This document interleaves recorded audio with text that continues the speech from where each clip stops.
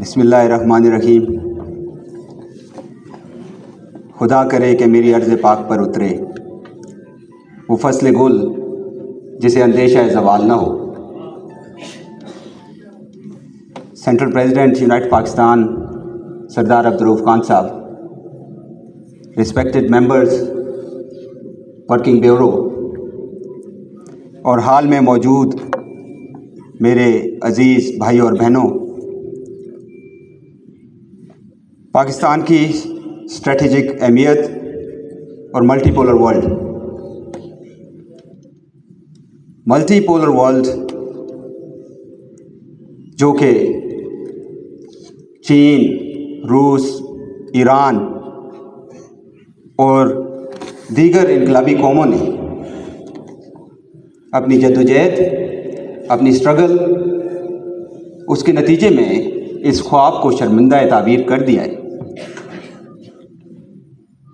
इसके बारे में जब मैं बात कर रहा हूँ तो मेरे जहन में जोएल बार्कर के ये अल्फाज एको कर रहे हैं। सुनिएगा, कोड़ी बहुत दूर की है कि a vision without action is merely a dream. Vision without action is merely a dream and action without vision just passes time. But vision with action can change the world. कि अगर आपके पास एक विजन है लेकिन उस vision के ऊपर आप जद्दोजहद करने के लिए तैयार नहीं, तो ये सिर्फ कहानियां हैं, सिर्फ ख्वाब है। और अगर आप कोई जद्दोजहद कर रहे हैं, कोई स्ट्रगल कर रहे हैं, लेकिन वो स्ट्रगल, वो जद्दोजहद बगैर किसी विजन के है, तो वो just it's only a pass time, वो जस्ट टाइम पास करेगा, कोई नतीजा पैदा नहीं करेगा। It won't bring about any change. लेकिन अगर आप एक अजीम शान विजन रखते हैं और उस विजन के ऊपर तन मन धन लगा देने के लिए तैयार हैं, जद्दोजहद करने के लिए तैयार हो जाते हैं और एक्शन के साथ उस पर कमर बस्ता हो जाते हैं, तो आप दुनिया तब्दील कर सकते हैं। और इन इनकलाबी कौमों ने ये चीज़ साबित कर दी कि कहाँ किसी मुल्क में चंद अफराद ने एक विजन के तहत जद्दोजहद का आगाज़ किया और आज वो विजन जहाँ खड़ा है। मैं थोड़ा सा मल्टीपोलर वर्ल्ड को एक्सप्लेन करूँगा। I'll explain the multipolar world. ये क्या है multipolar? I think most of the people sitting here who are interested in geopolitics or politics or sociology, वो सारे इस कॉन्सेप्ट से भी वाकिफ़ हैं, इस टर्मिनोलॉजी से भी वाकिफ़ हैं और जानते हैं कि व्हाट इज़ मल्टीपोलर वर्ल्ड। लेकिन यहाँ मैं उसको एक्सप्लेन करने के लिए आपके सामने दो सिनेरियोज रखूँगा, दो मंजरनामे रखूँगा, दो स्केचेस आपके सामने रखूँगा। ये दोनों sketches there only a few decades apart, कि चंद दहाइयाँ पहले का एक स्केच और एक आज मौजूदा टुडे प्रेजेंट डे इसका स्केच मैं आपके सामने रखूँगा। You decide for yourself. दूसरी जंग अजीम के बाद दुनिया का क्या मंजरनामा था? दूसरी जंग अजीम के 3-4 साल बाद ही चीन में इनकलाब आता है। कम्युनिस्ट पार्टी की क़यादत में, माओ ज़ेतुंग और इन लोगों की क़यादत में चीनी कौम इनकलाब बर्पा करती है। पहले से रूस और सोवियत यूनियन के अंदर एक अजीम इनकलाब बर्पा मौजूद होता है, लेकिन दुनिया का मंजरनामा क्या है? What is the situation in 1949, 47, 48, 46, 45? दूसरी जंग अजीम की तबाहकारियों से पूरी दुनिया ताराज थी, तबाह हाल थी। Europe, it was literally flattened, it was erased to the ground. बिल्कुल फ्लैटन था, बिल्कुल तबाह हाल, ना इमारत खड़ी, ना कोई फैक्ट्री खड़ी, ना कोई, क्योंकि इतनी तबाह कौन असला वहाँ पे दोनों तरफ से इस्तेमाल हुआ। यूरोप तबाह हाल था। सोवियत यूनियन, इस इनकलाबी कौम ने 2 करोड़ से ज़्यादा, मेरे दोस्तों, बल्कि बाद एस्टिमेट से even more than 30 million, 3 crore से भी ज़्यादा अफराद उनकी कुर्बानी दी दूसरी जंग अजीम के अंदर। तो Soviet union was also literally flattened, कि सोवियत यूनियन भी तबाह हाल था। चाइना जो कि खुद 100 साल गुलामी गुजार चुका था, 100 साल गुलामी गुजारने के नतीजे में, and the war of independence and the long March, war against Japanese, वो सारी जितनी जंग थी उसके नतीजे में चीन भी तबाह हाल था। और जापान, आपको पता है, जिस पर अमरीकी दरिंदे ने नागासाकी और हिरोशिमा के ऊपर 2 एटम बम गिराए, जापान का क्या हाल था। So literally independent civilize world जो थी वो तो apart from the US of A सारी तबाह थी। America, USA and USA alone किसी तबाहकारी से बचा हुआ था, अपने फुल इंडस्ट्रियल पोटेंशियल के साथ दुनिया में मौजूद था। नतीजा क्या था? This is not my statistics, these are the statistics, you can all go and research और सर्च कर सकते हैं। स्टैटिस्टिक्स क्या हैं कि अकेला अमेरिका दुनिया की कुल कौमी पैदावार यानी दुनिया की कुल आमदन का 60% था। The GDP of the world, उसका 60% कौन था? अकेला अमेरिका। और फिर अमेरिका मार्शल प्लान लेके आया, आप लोग जाके स्टडी कर सकते हैं। What's the Marshall plan? Marshall plan लेके आया कि सोवियत यूनियन और चीन के अलावा बाकी जितने ममालिक हैं, मगरबी यूरोप और जापान, जनूबी कोरिया, इनकी मईशत को दोबारा उठाना है, दोबारा नए सिरे से उनकी इंडस्ट्री खड़ी की। नतीजा क्या हुआ कि सारे ये ममालिक भी उसके कब्जे में चले गए। आज तक वो उसके कब्जे से निकल नहीं सके। The western Europe, Japan, south Korea, ये भी सारे उसके कब्जे में चले गए। अभी तक उसके कब्जे से ये बाहर नहीं। 800 बेसेस हैं, 800 international bases America is running. और फिर दुनिया पर डॉलर को डिफेक्टो करेंसी के तौर पर मुसल्लत कर दिया। ये एक सिनेरियो है, ये एक मंजरनामा है, जरा इसको सोचें। और इंडस्ट्रियल प्रोडक्शन, एक होता है जीडीपी। जीडीपी में बहुत सारी चीज़ें जो हैं वो कंफ्यूजिंग भी हो सकती हैं, लेकिन एक होता है इंडस्ट्रियल प्रोडक्शन। इंडस्ट्रियल प्रोडक्शन में अकेला अमेरिका दुनिया की 50% से ज़्यादा था। ये मंजरनामा है। और अगर आप सारे वेस्टर्न कंट्रीज़ को, जिनको G7 प्लस ऑस्ट्रेलिया, अगर आप वेस्टर्न कंट्री और आज के यूरोपियन यूनियन को मिला लें तो 80% से ज़्यादा जीडीपी यानी कुल पैदावार, कौमी पैदावार, कुल दुनिया की आमदन अकेले अमेरिका और उसके हवारियों के हाथ में थी। ये है मंजरनामा 1947, 48, 49 का। और इंडस्ट्रियल प्रोडक्शन के एतबार से 1978 के अंदर चीन दुनिया की इंडस्ट्रियल प्रोडक्शन का ओनली 5% प्रोड्यूस करता था, 5%।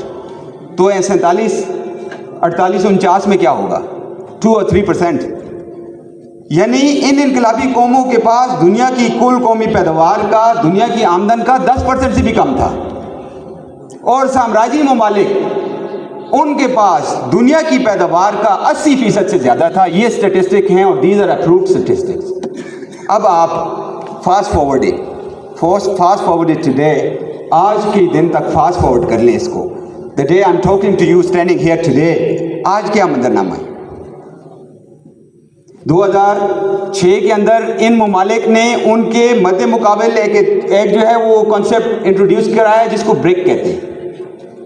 ब्राज़ील, रशिया, इंडिया और चाइना। बाद में उसमें साउथ अफ्रीका ऐड हो गया तो उसको ब्रिक्स कहा जाने लगा। अब उसमें और ममालिक भी शामिल हो गए। बट इन्होंने तमस्कुर उड़ाया, ब्रिक, ये ब्रिक का लफ्ज़ भी जो है एक मगरबी फिलोसफर ने इनके लिए यूज़ किया था। तमस्कुर उड़ाया कि ये क्या तीसरी दुनिया के ममालिक, ये क्या पहाड़ झोंकेंगे, इनके मुकाबले में देव हैकल इकोनॉमीज़ हैं। The economy of USA, the economy of Japan, Germany, बरतानिया, कनाडा, ऑस्ट्रेलिया, यूरोपियन यूनियन, ये सारी इकोनॉमीज़ हैं। ये क्या कर लें? लेट मी आज का मंजरनामा मैं आपके सामने रखूं। What is the scenario now? आज क्या मंजरनामा है दुनिया में? मेरे दोस्तों, ये ब्रिक्स जिनका उन्होंने तमस्कुर उड़ाया था, in terms of purchasing power parity, कुव्वत खरीद के हिसाब से, अब ये जो 5 ममालिक हैं, only the 5 countries, in 5 countries की gross domestic product in terms of purchasing power parity 34% पर पहुंच चुकी है दुनिया की, 34%। और G7 जो देव थे उस वक्त के, जिन्होंने सारी दुनिया को कब्जा किया हुआ था, उनकी ग्रॉस डोमेस्टिक प्रोडक्ट, कुल आमदनी, कुव्वत खरीद के एतबार से, परचेजिंग पावर पैरिटी के एतबार से 30% पे पहुंच गई। The tables are turn. कहाँ 80% पे खड़े थे, कहाँ पहुंच गए? 30% पे पहुंच गए। इससे आगे चले industrial production which is the real major किसी मुल्क की मईशत का, ताकत का, कौमी कुव्वत का, उसके फ्यूचर का अंदाज़ा जिस चीज़ से आप लगा सकते हैं वो इंडस्ट्रियल प्रोडक्शन होती है कि वो कितनी चीज़ें पैदा करते हैं, कितनी मशीनें पैदा करते हैं, कितनी प्रोडक्ट्स पैदा करते हैं, कितनी सर्विसेज पैदा करते हैं। तो इंडस्ट्रियल प्रोडक्शन के एतबार से वो चीन जो 1949 में सिर्फ 2% पे खड़ा था, अब दुनिया की 33 to 35% इंडस्ट्रियल प्रोडक्शन अकेला चीन कर रहा है। मैं ब्रिक्स की बात नहीं कर रहा, अकेला चीन दुनिया की 35% इंडस्ट्रियल प्रोडक्शन पे चला गया है। और जो पूरी दुनिया की इंडस्ट्रियल प्रोडक्शन में 50% से ऊपर था, वो इस वक्त 15% पे चला गया है, अमेरिका। और देखिए, इन ममालिक ने दुनिया को मसाइल के हल करने के लिए एक नया कॉन्सेप्ट दिया। अमेरिका का मसाइल हल करने का कॉन्सेप्ट क्या था? जिसके साथ पंगा आ गया, जिसने उसके so called rule based order को फॉलो नहीं किया। इन्होंने कहा, फुकुशिमा ने किताब लिखी, अमेरिकन स्कॉलर है, एंड ऑफ हिस्ट्री किताब लिखती 1990 में कि अब दुनिया में सिर्फ एक ही कुव्वत रह गई है, वो अमेरिका और उसके हवारी हैं, बाकी सारे निज़ाम ख़त्म हो गए हैं। अब जिस आफियत इसी में है कि इसकी गुलामी कबूल कर लो, अपने वसाइल इन पर बेच दो, उनके मुंह खोल दो खजानों के, अवाम को इनका गुलाम बना लो, इनकी मल्टी नेशनल कंपनीज को फेवरेबल कंडीशन में अपने मुल्क में आने दो। रोक नहीं सकते, नेशनल इंटरेस्ट की बुनियाद पे पॉलिसीज नहीं बना सकते, रोकोगे तो हमला करेंगे। हाल देख लो इराक का हमने क्या किया, हाल देख लो अफगानिस्तान का हमने क्या किया, हाल देख लो यूगोस्लाविया का हमने क्या किया, हाल देख लो सोमालिया का हमने क्या किया, हाल देख लो लीबिया का हमने क्या किया। एक है ये कॉन्सेप्ट कॉन्फ्लिक्ट को रिजॉल्व करने का कि नस्लों की नस्लें उजाड़ दें, मुल्क के मुल्क ताराज कर दें। और दूसरा कॉन्सेप्ट जो इस एक्सेस ऑफ रेजिस्टेंस ने दिया, जिनकी बात मैं आपके सामने कर रहा हूं, कि सऊदी अरब और ईरान के दरमियान चीन और रूस ने डिप्लोमेसी करके रेप्रोशमो करवा दिया, सुलह करवा दी। यमन और सऊदी अरब में सुलह करवा दी, तुर्की और अरब ममालिक में उन्होंने रिकॉन्सिलिएशन करवा दी, यूगोस्लाविया के अंदर इंटरनल फंक्शन में सुलह करवा दी, और शाम को दोबारा अरब लीग में जाकर नस्ब कर दिया। एक है मसाइल को हल करने का ये तरीक़ाकार, इनकी नींदें उड़ गई। इन्होंने कहा ये क्या हो गया, ये तो सारे मामला तबाह हो जाएंगे। नतीजे में उन्होंने मिडल ईस्ट पर जंग का दोबारा एक अजाब मुसल्लत कर दिया, और सामने जो सिविलाइज चेहरा नजर आता था, दुनिया ने हकीकत देखी कि कितने बड़े दरिंदे हैं ये लोग, कि चेहरा रोशन अंदरू चंगेज से तारीख तक। जितनी दरिंदगी वो गजा के अंदर मासूम फलस्तीनियों के ऊपर कर रहे हैं, सारी दुनिया ने देख लिया कि नाम इंसानियत का लेते हैं, रूल बेस्ड वर्ल्ड ऑर्डर की बात करते हैं, और अंदर से कितनी बड़ी दरिंदगी है। तो जो मैं बात कर रहा था, फिर यूक्रेन में जंग मुसल्लत कर दी कि कहीं सारा ईस्टर्न यूरोप और रशिया जब ये मिलेंगे, आपको मैं एक बहुत बारीक सा नुक्ता समझाऊं प्लीज, टेक्निकल चीजें हैं, ये मौजू टेक्निकल है, इसलिए इसको थोड़ा टेक्निकल अंदाज में समझना हो।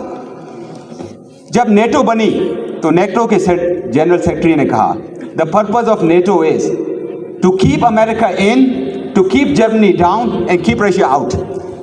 ये ऑफिशियली नेटो के डायरेक्टर जनरल ने ये बात की कि हमारा मकसद ये है, नेटो इसलिए बनाई है कि रशिया को यूरोप में इन ना होने दिया जाए, और अमेरिका यहाँ पर मौजूद और काबिज रहे, और जर्मनी को नीचे रखा जाए। क्यों? क्योंकि वो कहते हैं कि हम इस चीज़ से खाइफ हैं कि अगर जर्मनी का इंडस्ट्रियल पोटेंशियल रशिया की नेचुरल रिसोर्सेज के साथ मल्टीप्लाई कर गया, तो अमेरिका की सारी दुनिया के ऊपर जो कब्जा है और जो उसकी इजारादारी ख़त्म हो जाएगी। अब सिनेरियो देखें कि जब रशिया की लिमिटलेस रिसोर्सेज मल्टीप्लाई करेंगी चाइना के इंडस्ट्रियल पोटेंशियल से, जो जर्मनी के इंडस्ट्रियल पोटेंशियल से 10 गुना बड़ा है, बल्कि 20 गुना बड़ा है, तो अब जो मंजरनामा दुनिया के सामने आ रहा है, ये तो उनके ख्वाब की नींदें उड़ाने के लिए काफ़ी है। ये है मेरे दोस्तों मल्टीपोलर वर्ल्ड। जंगे यूक्रेन ने उनकी ताकत की और हैबत जो है दुनिया के दिलों से उठा दी कि 50 ममालिक इकट्ठे हैं, एक तरफ 50 ममालिक, तो 50 कंट्रीज उनका अलायंस है, और मुकाबले में अकेला रशिया। 50 कंट्रीज ने 1-2 सालों में $300 अरब से ज्यादा इस जंग में झोंक दिए, लाखों अफराद इसमें झोंक दिए, اور سارا جدید سے جدید اسلحہ یوکرین کی آرمی کو نیٹو نے خود ٹرین کر کے اس کے حوالے کیا اور اکیلے رشیا کو شکست نہیں دے سکے. اور اب یہ میرے اسٹیٹسٹکس نہیں ہیں, یہ بلومبرگ کے اسٹیٹسٹکس ہیں, یہ فائنینشیل ٹائمز کے اسٹیٹسٹکس ہیں, نہیں یہ نیو یارک ٹائمز کے اسٹیٹسٹکس ہیں کہ جو چیزیں پیئر ٹو پیئر وار یعنی برابر کی جنگ میں عراق پہ تو حملہ کر لیا, کمزور ملک تھا, افغانستان کو دبا دیا, کمزور ملک تھا, چھوٹی قوم تھی. اب پیئر ٹو پیئر جب وار ہوئی تو اس میں سمجھ آیا کہ سارا یورپ, ساری نیٹو, ساری یورپین یونین, امریکہ, کینیڈا, ایون جاپان مل کے اتنا اسلحہ نہیں پیدا کر سکتے کہ جو وار آف ایٹریشن لمبی جنگ میں ان کا غلبہ اس پر قائم رکھ سکے. آرٹلری شیلز کی پروڈکشن ہو, ڈرونز کی پروڈکشن ہو, میسلز کی پروڈکشن ہو, ٹینکس کی پروڈکشن ہو, انفینٹری فائٹنگ وہیکلز کی پروڈکشن ہو, اس میں اکیلا رشیا جو annual production of weapon systems ہیں اس میں سارے ویسٹ کلیکٹیو ویسٹ سے اکیلا آگے. ابھی چین تو بیچ میں شامل ہی نہیں, ابھی ایران بیچ میں شامل ہی نہیں, ابھی شمالی کوریا بیچ میں شامل ہی نہیں, ابھی بیلورشیا بیچ میں شامل ہی نہیں. اس منظر نامے کو ہم ملٹی پولر ورلڈ کہتے ہیں کہ طاقت کا ایک مرکز نہیں رہا دنیا میں, طاقت کے مراکز ملٹی ہو گئے. رشیا ہے طاقت کا ایک مرکز, چائنا ہے طاقت کا ایک مرکز, ہندوستان ہے طاقت کا ایک مرکز, ایران ہے طاقت کا ایک مرکز مڈل ایسٹ میں, اور یہ سارے طاقت کے مراکز آپس میں کوآرڈینیٹ کریں. And the way the changes are happening my dear friends, they are happening at a breakneck speed. اتنی رفتار سے تبدیلیاں آ رہی ہیں کہ اس لینن کا وہ کول ذہن میں آتا ہے کہ there are decades when nothing happens and then there are weeks when decades happen. اتنی رفتار سے یہ تبدیلیاں آ رہی ہیں. تو میرے دوستو, ایشیا اٹھ رہا ہے, ایشیا کی اقوام پوری دنیا میں اٹھ رہی ہیں. ایشیا آج کی صدی کو ایشیا کی صدی کہا جاتا ہے. صرف یہ نہیں کہ کشور محبوبانی جو سنگاپور کا ایک ایسٹرن اسکالر ہے وہ اس کو ایشیا کی صدی کہتا ہے, مائیکل ہڈسن جو امریکن اکانومسٹ ہے وہ اس کو ایشیا کی صدی کہتا ہے, جیفری سیکس جو ان کی انتظامیہ کے بنیادی لوگوں میں شامل تھا وہ اس کو ایشیا کی صدی کہتا ہے, ایلسٹر کروک جو برطانیہ کا ایمبیسیڈر تھا وہ اس کو ایشیا کی صدی کہتا ہے, کرنل ڈگلس میکگریگر جو ان کی نیشنل سیکیورٹی کا ایک بنیادی پتھر تھا وہ اس کو ایشیا کی صدی کہتا ہے, اسکاٹ ریٹر جو ان کا بنیادی ویپن انسپیکٹر تھا عراق کی جنگ کے دوران وہ اس کو ایشیا کی صدی کہتا ہے. تو ساری دنیا اس کو تسلیم کر رہی ہے کہ یہ ایشیا کی صدی ہے, اور ایشیا نے دنیا سے منوا لیا ہے that the phoenix has risen, کہ ایشیا اٹھ کھڑا ہوا ہے, دنیا سے اس نے اپنا مقام منوا لینا ہے. اقبال نے کہا نا, مشرق سے ابھرتے ہوئے سورج کو ذرا دیکھ. تو مشرق سے تو سورج ابھر رہا ہے اور مغرب کا سورج غروب ہو رہا ہے. اب کوشچن یہ ہے, let's come to the second part, یہ ہے دوسرا منظرنامہ. Let's come to the second part now. ہم کیا کرنے جا رہے ہیں, ہمارے پاس کیا ویژن ہے؟ ایشیا تو کھڑا ہو رہا ہے, اب ایشیا کے اس کھڑے ہونے میں اس مستقبل نے پاکستان نے اپنا مقام خود تعین کرنا ہے پاکستان کا. وہ ہم کیا کرنے جا رہے ہیں؟ کیا ہم ان پہ بھروسہ کریں گے جن کی آپ کے سامنے میاں عدیل احمد صاحب نے اب سارا کٹا چھٹا ان کا کھول کے سامنے رکھ دیا؟ کیا ان پہ بھروسہ کریں گے؟ مائی ڈیئر فرینڈز, سارے پڑھے لکھے لوگ بیٹھے ہیں, سارے سمجھدار لوگ بیٹھے ہیں. Have a look at the map, دنیا کے نقشے کو دیکھیں اور اس میں پاکستان کو دیکھیں. Pakistan is a linchpin in Asia. Linchpin engineering کی زبان میں کسے کہتے ہیں؟ دو یا دو سے زیادہ جو پرزے موو کرتے ہیں یا آپس میں اس کے درمیان ایک پین رکھی جاتی ہے جس کو لینچ پین کہا جاتا ہے. آپ لینچ پین کو بیچ میں سے نکال دیں, سارے پرزے بکھر کے گر جاتے ہیں. پاکستان لینچ پین ہے ایشیا کے درمیان. آپ ذرا دیکھیں, پاکستان کے مشرق میں ہندوستان, بنگلہ دیش اور آل دا ایسٹرن ایشین نیشنز, شمال میں اور شمال مغرب میں آپ کے سامنے روس, چین اور یہ سارے علاقے, مغرب میں ایران اور اس کے ساتھ جو ہے مڈل ایسٹرن کنٹریز, جنوب میں بحیرہ عرب, بحیرہ ہند اور اسٹریٹ آف ہارمز. ایران تجارت کرنا چاہے چین سے, بیچ میں پاکستان. انڈیا تجارت کرنا چاہے ایران سے اور مڈل ایسٹ سے, بیچ میں پاکستان. چین کو اگر شارٹیسٹ روٹ چاہیے to trade with Middle East, بیچ میں پاکستان. اسی لیے سی پیک. آپ دیکھ لیں پاکستان جو ہے اس کا فوکل اور مرکزی پوائنٹ ہے.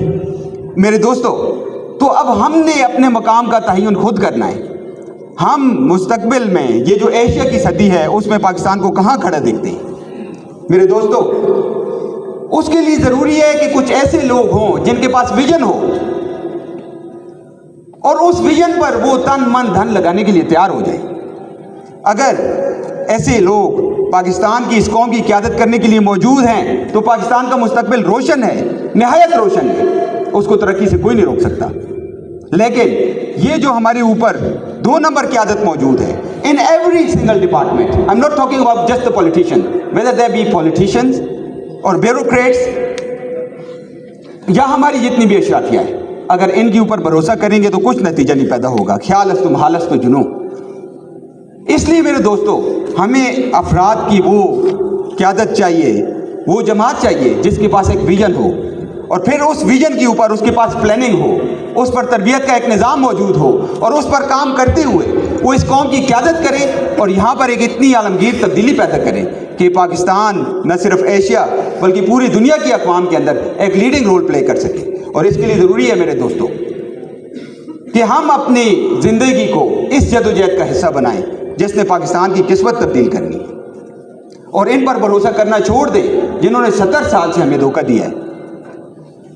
میرے دوستو, اس لیے یونائٹ پاکستان اپنی تنظیم کے اندر, اپنے نظریے کے اندر, اپنے ویژن کے اندر بالکل کلیئر ہے کہ ہم نے اپنے آپ کو انٹرنیشنل آرڈر کے اندر کہاں پر فکس کرنا ہے, کہاں اپنی قوم کے لیے بہترین سے بہترین نتائج پیدا کرنے ہیں, اور پاکستان کو 5 سال میں, 10 سال میں, 20 سال میں کہاں لے جا کر کھڑا کرنا ہے. Everything is planned, everything is organised. پوری جو قیادت ہے فرام ڈے 1 کلیئر ہے. ہم نے اپنا سیاسی نظام کیا ترتیب دینا ہے, ہم نے اپنا معاشی نظام کیا ترتیب دینا ہے, ہم نے اپنا انڈسٹریل نظام کیسے ترتیب دینا ہے, ہم نے لینڈ ریفارمز کیسے کرنی ہے, ہم نے ایجوکیشنل ریفارمز کیا کرنی ہے, ہم نے میڈیکل سسٹم میں کیا ریفارمز کرنی ہے, ہم نے یہ جو افسر شاہی اور نوکر شاہی کا جو ہمارے اوپر بھوت مسلط ہے, ہم نے اس سے قوم کی جان کیسے چھڑانی ہے, ہم نے یہ جو عدل یہاں پر بکتا ہے اس سے قوم کی جان کیسے چھڑانی ہے, ہم نے تعلیم کے دور معیار کو کیسے ختم کرنا ہے. ہر چیز کا حل یونائٹڈ پاکستان کے پاس موجود ہے. اس کے اوپر کیڈرز در کیڈرز جو ہے وہ لیڈرشپ تیار ہو رہی ہے. وقت کم ہے, یہاں یہ ساری باتیں نہیں ہو سکتی.